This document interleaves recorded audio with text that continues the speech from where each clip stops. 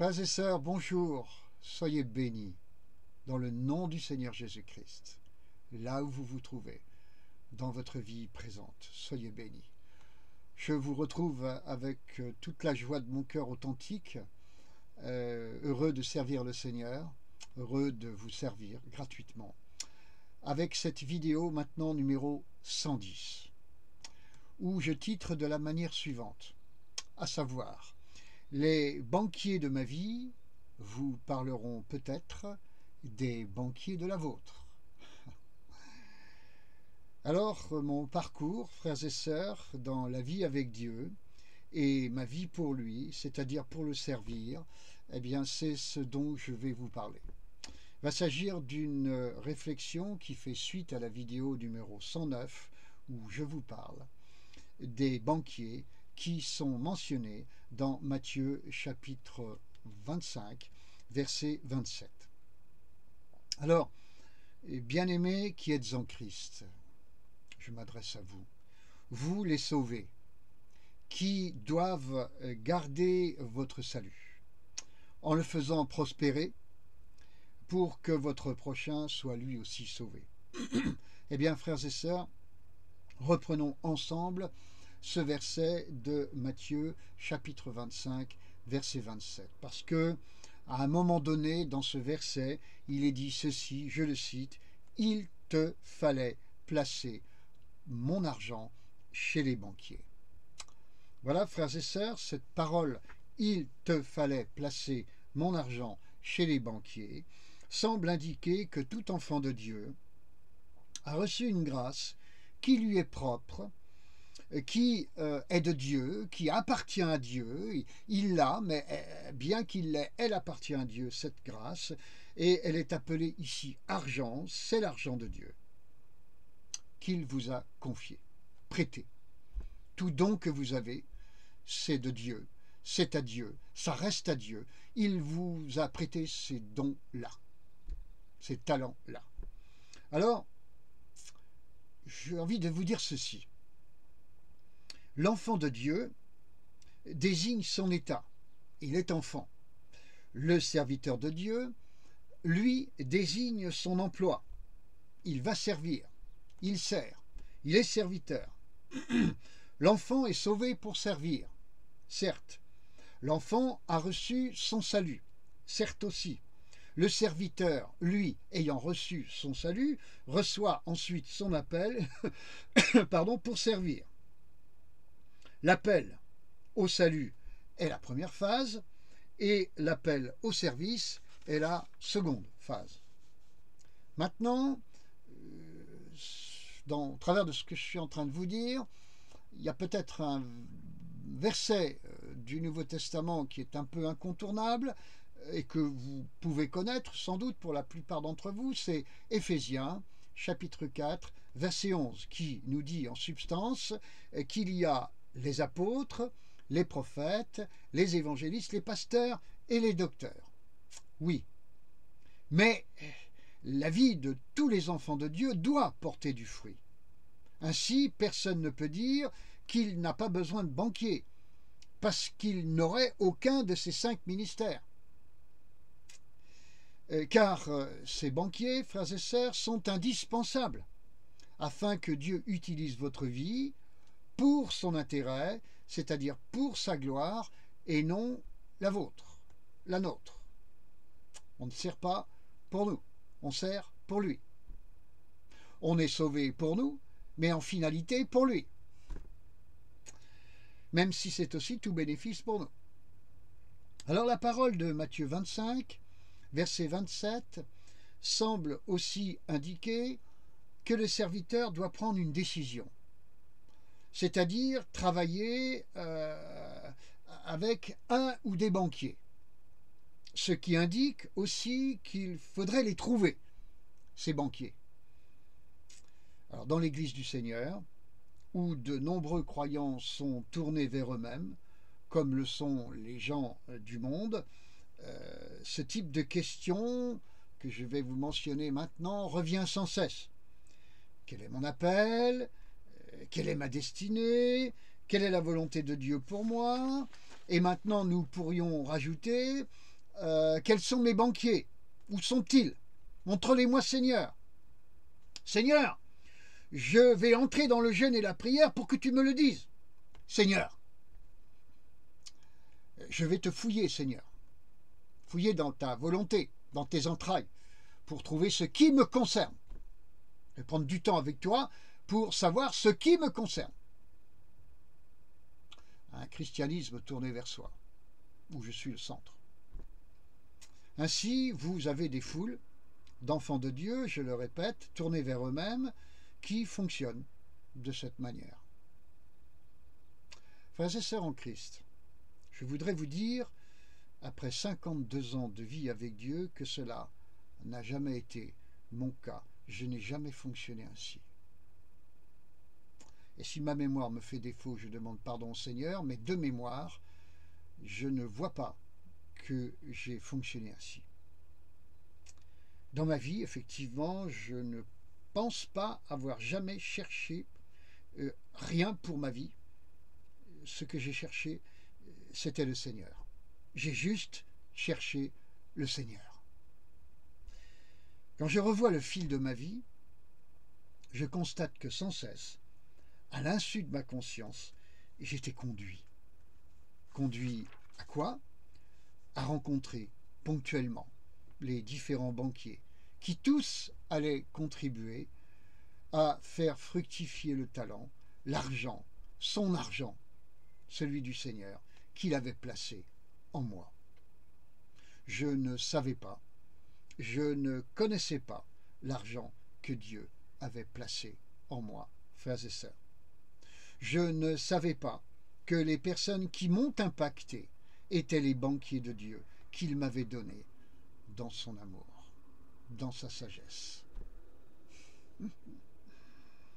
Ainsi, frères et sœurs, les premiers banquiers de ma vie m'ont appris la discipline il y a une bonne 50aine d'années. C'était ça le climat dans la vie chrétienne d'église à ce moment-là.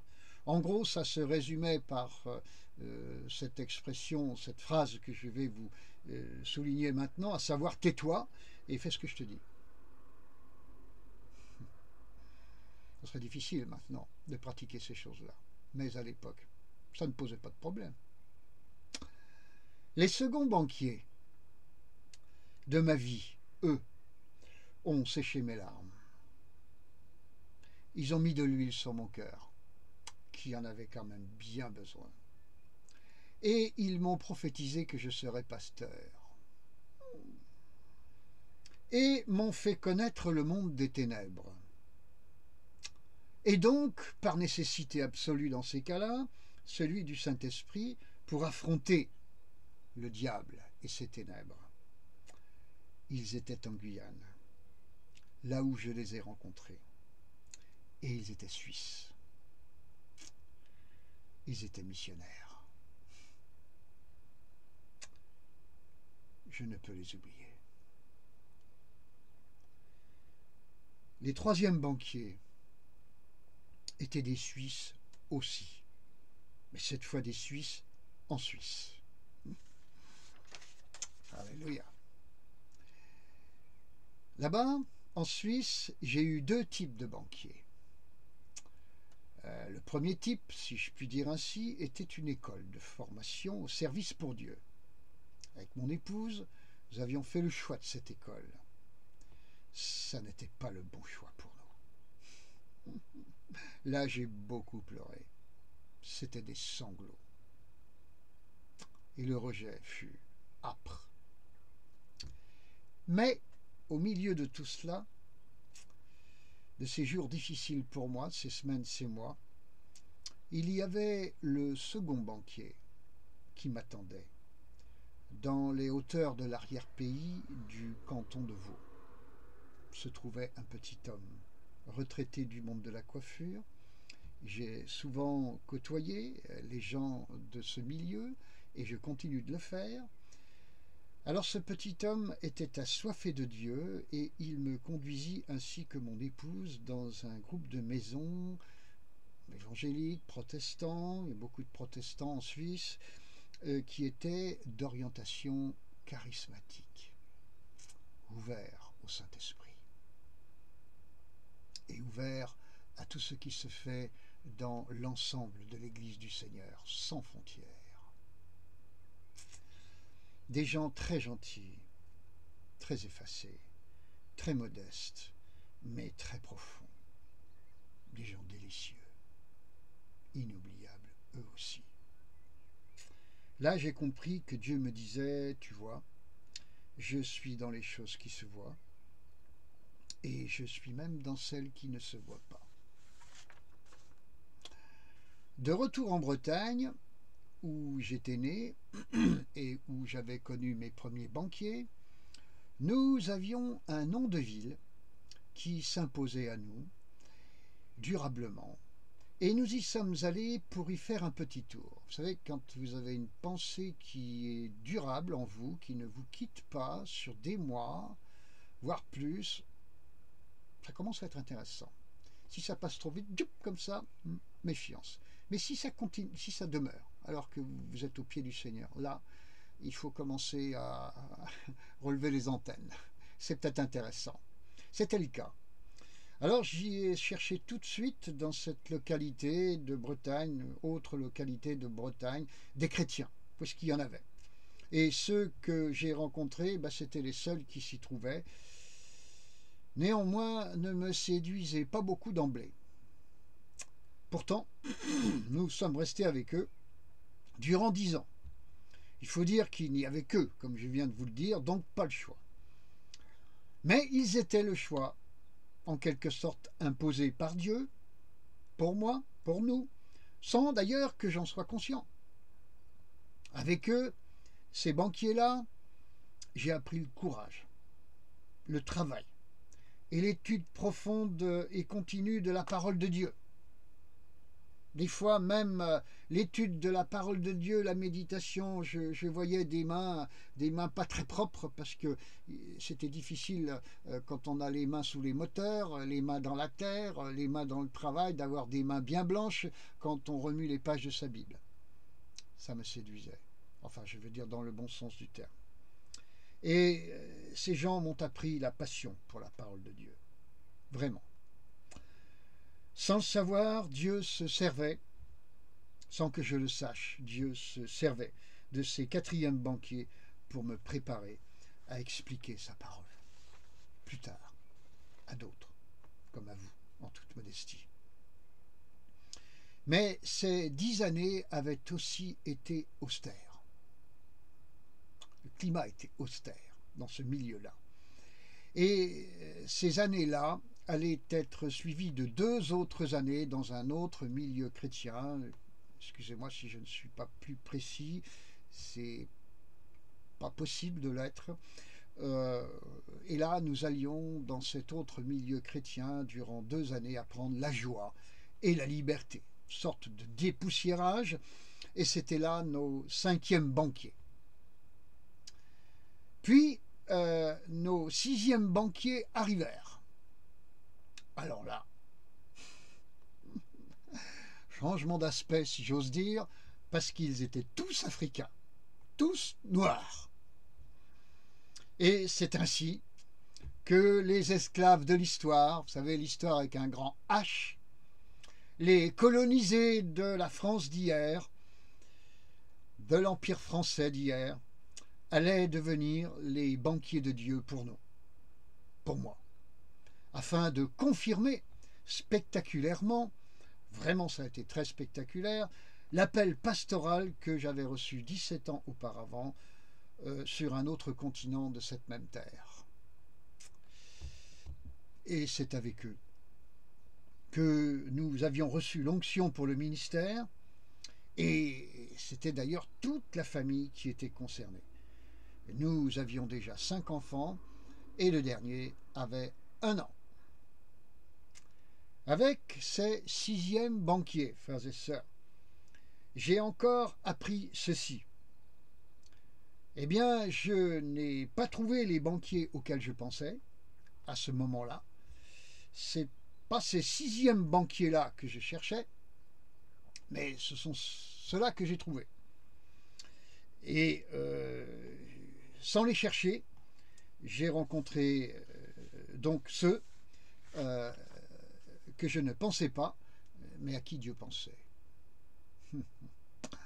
Ensuite, ces Africains ont prié pour nous, encore longtemps après, jusqu'à ce que le Seigneur les reprenne à lui. Puis, les septièmes et derniers banquiers vinrent eux aussi. Alors, cette fois-ci, on revient chez les Blancs parce qu'ils étaient anglais. J'avais déjà goûté à la Guyane, où j'avais rencontré des Noirs et même des Blancs, puis à la Suisse, puis à l'Afrique, et maintenant c'était l'Angleterre. Les banquiers d'Angleterre furent pour moi comme des pères, des couvrants, des couvrants. Avec eux, j'ai appris la profondeur, l'espace, la hauteur, la grandeur du royaume, le regard porté au loin, la capacité d'être dans le nombre, mais aussi d'être solitaire, comme un Indien sur sa crête qui guette l'infini, la main sur son front pour regarder le plus loin possible, pour se préparer à demain, sûrement. Sûrement. Et eux aussi, les banquiers anglais disparurent un peu comme Élie disparut de la proximité d'Élysée. Ils disparurent, un peu comme enlevés. Mais ceux qui avaient été mes derniers banquiers, mes pères, avaient laissé derrière eux, cette fois-ci, un homme qui toujours, à l'insu de lui-même, était devenu banquier, lui aussi, à son tour, et père. C'était la même chose pour mon épouse. Je dirais même que ce constat concerne aussi chacun de mes 5 enfants. En effet, quand je les regarde bien, je vois que tous possèdent cette grâce d'être rassurants, sécurisants pour ceux qui les côtoient. Ceux qui les côtoient, c'est-à-dire chrétiens et non chrétiens. Eh oui. Tous possèdent une force en eux. Et je sais d'où elle vient. Elle vient de Dieu. Par sa grâce, elle vient de Dieu via leurs parents. Et tous sont déjà occupés, si j'ose dire, en quelque sorte, au ministère de banquier. Un ministère qui gère, un ministère qui rassure, un ministère qui sécurise, qui en quelque sorte couvre. Vous savez, on peut être pasteur en titre, mais pas forcément banquier. Et on peut être des bergers et des bergères, pas nécessairement et même voire même pas du tout reconnus dans le ministère de pasteur, mais pourtant être réellement, aux yeux de Dieu, de par sa grâce, des banquiers et des banquières. Alors aujourd'hui, par la grâce de Dieu, frères et sœurs, je gère, pour ce qui me concerne, je dirais les comptes bancaires, c'est-à-dire spirituels, d'un certain nombre d'enfants de Dieu qui sont eux aussi des serviteurs, ils sont devenus avec le temps des serviteurs et des servantes des affaires du Seigneur, des gens du Seigneur. Je suis incapable d'être précis quant à leur nombre, et puis ça ne m'intéresse pas du tout. Ce que je sais, c'est que je ne forme pas que des disciples de Jésus-Christ, dans le sens convenu qu'on en a, mais je forme aussi des parents spirituels, ou encore, si vous le voulez, des banquiers spirituels, des banquiers d'en haut. En conclusion, frères et sœurs, déjà presque 20 minutes sont passées, en conclusion, j'aimerais dire ceci, comme vous le voyez, savez désormais, j'ai eu 7 générations dans ma vie de banquiers. Et pour être un petit peu plus détaillé, ce fut de 1974 à 2006. Ça s'étend sur une certaine période. Et je n'ai cherché ni choisi aucun d'entre eux, comme je vous l'ai dit. Ceux vers lesquels j'ai voulu aller n'étaient jamais les bons, pas ceux choisis par le Seigneur. Mais j'ai tout fait, et j'ai tout fait comme un aveugle. Dieu me prenait toujours la main, comme lui, le Père, le fait toujours pour son enfant, son fils. Mes yeux étaient carrément bandés. Je ne savais pas ce que je faisais, ni quelle en était l'utilité. Mais je l'ai fait. Et le Seigneur a enlevé un beau jour mon bandeau. Il m'a dit, tourne-toi en arrière et regarde comment, à chaque étape, je te tenais, je te conduisais, je t'orientais, je prenais soin de toi. Aujourd'hui, alors que maintenant je suis monté en conscience, si je puis le dire ainsi, sur comment l'Éternel a été et est toujours mon berger, eh bien, frères et sœurs, quand je vois tout cela, quand je regarde comment Dieu m'a conduit, ma bouche, elle est fermée devant lui. Oui, parce que elle voudrait s'ouvrir, mais je ne sais pas par quel mot je pourrais lui dire merci. Je n'ai pas de mots pour lui dire merci, frères et sœurs. Il n'y a pas de mots dans la langue que j'utilise et dans n'importe quelle langue des hommes pour dire merci au Seigneur de façon à être à la hauteur de la reconnaissance qu'il convient que j'ai envers lui, lui qui m'a conduit. Quand je n'y voyais rien, quand je n'y comprenais rien, quand je ne savais rien, j'étais bandé les yeux. Mais comme le dit un chant, il entend le chant de mon cœur pour lui. Seigneur, je ne sais pas quoi te dire, mais tu entends le chant de mon cœur qui te dit merci. Oui, tu l'entends. Alors maintenant, j'aimerais adresser un message, vous adresser un message à vous, chers enfants du Seigneur. Ce message, il est dans dans Jean, chapitre 21, au verset 18. Je fais lecture. En vérité, je te le dis, quand tu étais plus jeune, tu attachais toi-même ton vêtement et tu allais où tu voulais. Mais quand tu seras vieux, tu étendras tes mains et un autre te l'attachera et te mènera où tu ne voudras pas. Et oui, frères et sœurs, Jean 21, verset 18. Permettez-moi un commentaire personnel de ce verset parce que, oui, bien sûr, Jésus parle à Pierre dans ce verset, il lui prédit donc prophétiquement sans doute de quelle manière sa vie va se terminer, mais je dirais que en quelque sorte aussi il lui dit mon ami, quand tu seras vieux, ce qui peut nous signifier à nous, mon ami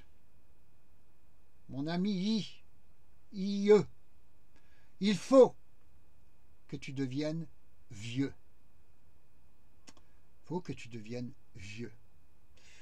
Oui, parce que le jeune, il ne se laisse pas faire. Mais le vieux, lui, il se laisse faire. Frères et sœurs, cherchez la volonté de Dieu. Cherchez sa destinée. Cherchez son appel. Cherchez ses banquiers. Tout ceci, permettez-moi de vous le dire, ça n'est que fausse route. Bêtise. Par contre, renoncez à être jeune. Décidez de devenir vieux. Si j'ose me permettre, mes chères sœurs, vieilles. Ça n'est pas une bêtise. Ça n'est pas une fausse route. Seigneur, pardonne-moi pour toutes les fois où je me suis trouvé sur une fausse route, avec une mauvaise prière, une prière inappropriée. Pardon, Seigneur. Pardon. Pardon quand j'ai beuglé devant toi de cette manière, même dans le jeûne. Pardon, Seigneur. Seigneur, fais-toi connaître à moi et rends-moi vieux, vieille. Dans la culture française, et peut-être même francophone, dire de quelqu'un que c'est un vieux, frères et sœurs, c'est péjoratif. Ça n'est pas très respectueux. Mais dans la Bible, pourtant, Jésus dit à Pierre, « Quand tu seras vieux ?» Eh bien, écoutez, même si ça n'est pas très élégant dans la formule, je veux être un vieux. Moi, de tout mon cœur. Vraiment. Et je vous souhaite de le désirer également et de le devenir, frères et sœurs, des vieux et des vieilles. Les vieux dont je vous parle, ils sentent bon. Ils sentent l'odeur de Dieu, le parfum du Seigneur.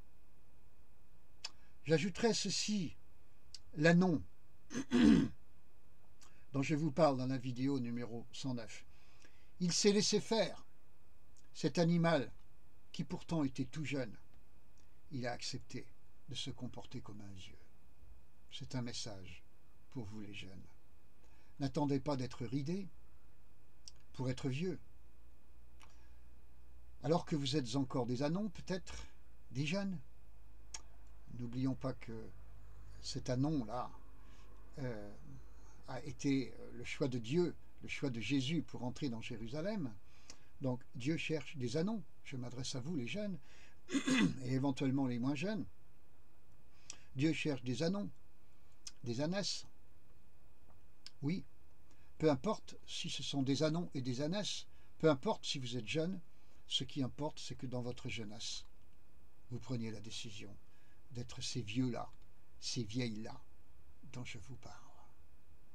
Même si vous êtes jeune, même très jeune, Seigneur, touche-moi et rends-moi docile. Les doux, a dit Jésus, hériteront de la terre. Les doux, ce sont les vieux, les vieilles, qui se laissent faire par le Seigneur. Ils sont parfumés, ceux-là, celles-là, parfumés du parfum du Seigneur, le parfum de Jésus-Christ, qui a obéi au Père jusqu'au bout, parfumés du parfum de l'obéissance, celle de Jésus-Christ, qui nous est communiquée par le Saint-Esprit. Soyez remplis du Saint-Esprit. Saint-Esprit, remplis-moi maintenant, que je sois doux de cœur, même si je ne suis qu'un ânon, qu'une ânesse. Je te remercie d'exaucer cette prière, que tu me fasses devenir vieux, vieille, dans le sens spirituel et le plus noble du terme, même si je suis encore jeune, et qu'importe l'âge. Devenez donc vieux, frères et sœurs, vieilles, qu'il en soit ainsi. Que votre obéissance, celle-là dont je vous parle, soit le parfum de votre vie, cette consécration, ce culte raisonnable, cette odeur,